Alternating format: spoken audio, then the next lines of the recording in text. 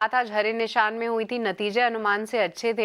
एक बड़ा management change जो है अनाउंस किया, बट स्टॉक फिलहाल डे लो पे है। इंट्राडे देखिए लगभग 7-8% का एक इंट्राडे मूव आया है।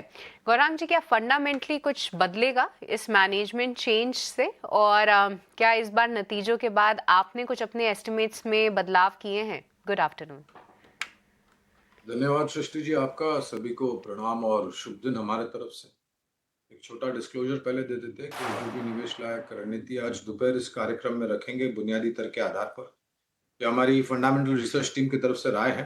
इसमें हमारी कंपनी जियोजित अथवा मेरा किसी भी प्रकार का व्यक्तिगत निवेश नहीं है, ना ही किसी प्रकार का वित्तीय लाभ मिलता है, ना ही किसी प्रकार का कॉन्फ्लिक्ट ऑफ इंटरेस्ट। लेकिन इस स्तर पर राय हम हमारे क्लाइंट्स को देते हैं तो संभव है कि उनका निवेश हो। तो आपका प्रश्न इटर्नल पर उत्तर देते हुए देखिए, बदलाव और परिवर्तन निरंतर होता जाएगा। इसको आप रोक नहीं सकते।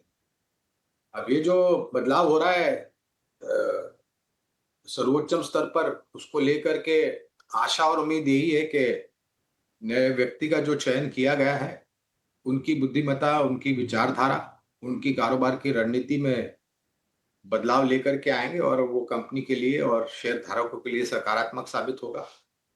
ये करेक्शन नतीजे अच्छे थे, इसमें कोई दो राय नहीं है। ये जो खबर आई है इस्तीफे की, इसको लेकर के मेरे ख्याल से आज थोड़ी बहुत निराशा है। लेकिन अगर आपका लंबी अवधि का निवेश है तो एज डिस्क्लोजर इटर्नल, यानी कि पहले जिसका नाम जोमेटो हुआ करता था, वहां पर हमारा निवेश बने रहने की राय है। ऊपरी स्तर पर लिया है तो गिरावट पर आप जोड़ सकते हैं।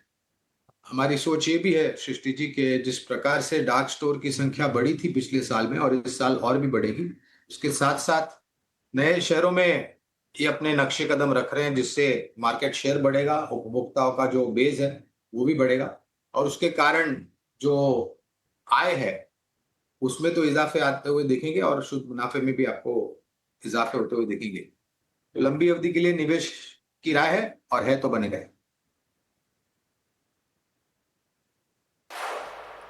चलिए, तो बिल्कुल ये फंडामेंटल नजरिया इटर्नल पर बहुत जरूरी था और गौरांग सर की तरफ से अब हमें मिलता हुआ।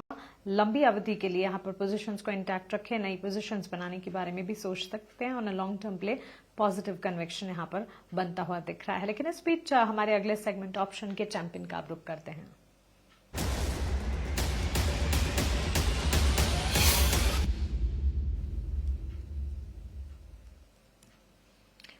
आज के ऑप्शन की रणनीति लेकर मार्केट एक्सपर्ट तेजस शाह अब हमारे साथ जुड़ गए हैं। तेजस, गुड आफ्टरनून, बताएं क्या है आज का ऑप्शन का ट्रेड?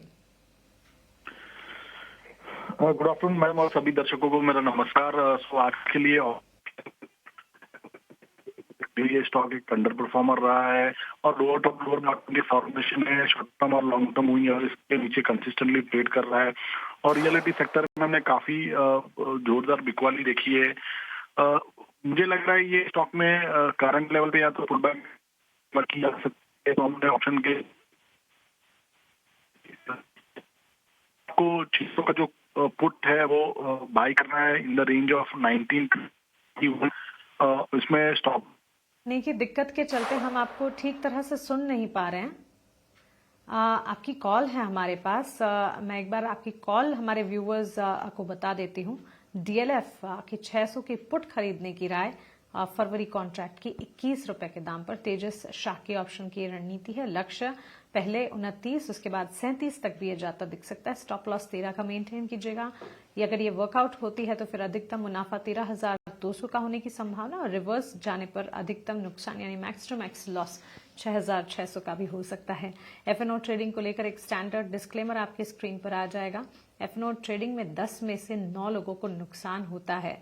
एफएनओ ट्रेडिंग रिस्की हो सकती है और इसीलिए अपने एडवाइजर्स से सलाह लें। उसके बाद खुद सोचें, समझे, परखें और उसी के बाद एफएनओ ट्रेडिंग में उतरें, क्योंकि ठीक से रिसर्च ना करने पर एफएनओ ट्रेडिंग में भारी नुकसान भी होने की संभावना है। और इसी के चलते हमारी जिम्मेदारी है कि स्टैंडर्ड डिस्क्लेमर हम आप तक पहुंचाएं।